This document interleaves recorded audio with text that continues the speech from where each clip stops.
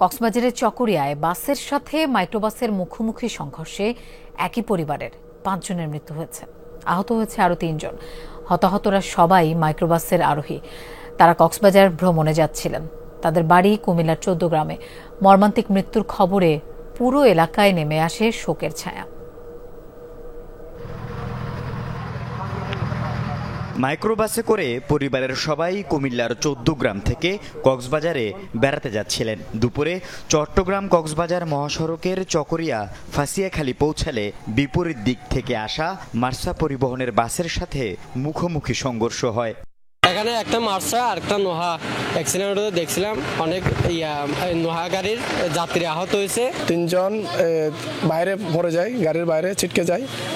2 জন ছিল মাঝখানে বসা মহিলা, আর 3 জন, 2টা পুরুষ, একটা বাচ্চা। টোটালি 8 জন, মধ্যে 5 জন নিহত হয়।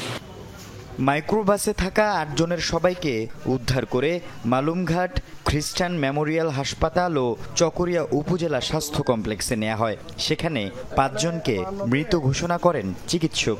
এরা হলেন 62 বছর বয়সী রুমেনা বেগম রুমি, তার মেয়ে সাদিয়া, পুত্রবধূ ফারজানা ও তার বোন ফারহানা এবং তাদের মা রিজওয়ানা। আহত অপর 3 জন হাসপাতালে চিকিৎসাধীন।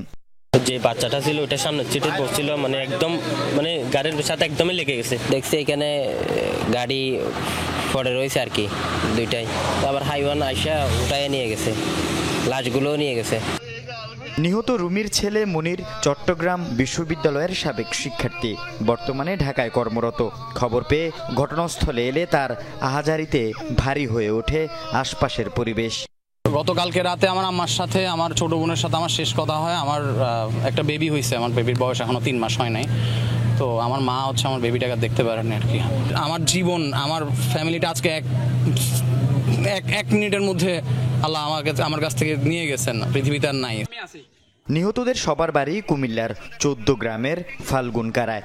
এক পরিবারের 5 জনের মর্মান্তিক মৃত্যুর খবরে শোকের ছায়া নেমে আসে পুরো এলাকায়। তারা কক্সবাজার রওনা হয়েছে। রওনার থেকে তারা এখান থেকে বোঝা গেছে যে তারা চকরিয়ার জায়গাতে গাড়ি অ্যাক্সিডেন্ট হয়েছে। পরে দৌড় দিয়ে গেলাম, চাচাকে নিলাম, খোঁজখবর নিয়ে ফোনে খোঁজখবর নিচ্ছি। তখন শুনলাম যে অ্যাক্সিডেন্টটা আপনার মার্সা গাড়ির সাথে মুখোমুখি সংঘর্ষ হয়েছে আর কি। দুর্ঘটনার পর বাসটি জব্দ করা হলেও পালিয়েছে চালক। আল আমিন শিকদার, যমুনা নিউজ।